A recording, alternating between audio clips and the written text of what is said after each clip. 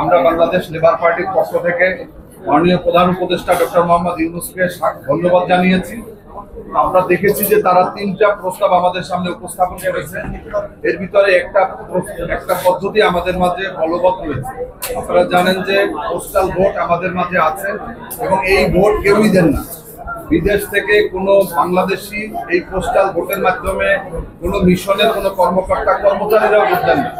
এবং বাংলাদেশে যেই সমস্ত কর্মচারীরা নির্বাচন কাজে অবস্থান করেন বিভিন্ন ভোট কেন্দ্রে, তারা ওই পদ্ধতিতে কখনো ভোট খুব একটা দেন না, আগ্রহ তারা হারিয়ে ফেলেছে। দ্বিতীয় পদ্ধতি হচ্ছে অনলাইনের মাধ্যমে ভোট গ্রহণ। আমরা কিন্তু ইতিমধ্যে ইভিএম কে আমরা বর্জন করেছি।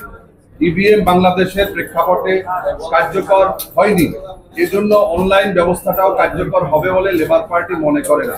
তৃতীয় পদ্ধতিটাকে আমরা তুলনামূলকভাবে মনে করি যে এই পদ্ধতিটা আমাদের রাজনৈতিক দলগুলো তাদের বক্তব্যের মধ্য দিয়ে এটা পরিষ্কার হয়েছে যে প্রক্সি ভোটিং যে সিস্টেমটা, এই প্রক্সি ভোটিং সিস্টেমটা অনেকেই এটা সাধুবাদ জানিয়েছে এবং এটার গ্রহণযোগ্যতার পক্ষে কথা বলেছে।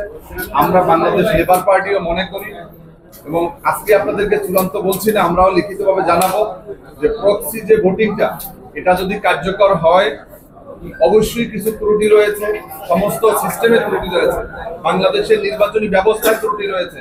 তার মধ্য দিয়েও আমরা প্রত্যাশা করি যে প্রবাসীদের ভোটাধিকার অন্তত একটা জায়গা থেকে শুরু হোক। কেননা বাংলাদেশের যে অর্থনীতি, এই অর্থনীতির প্রবাহের যে 3টা চালিকা শক্তি, আমাদের কৃষি, আমাদের প্রবাসী এবং আমাদের গার্মেন্টস খাত, এর মধ্যে কিন্তু এই প্রবাসীরা প্রধানত তারা ভূমিকা রাখে।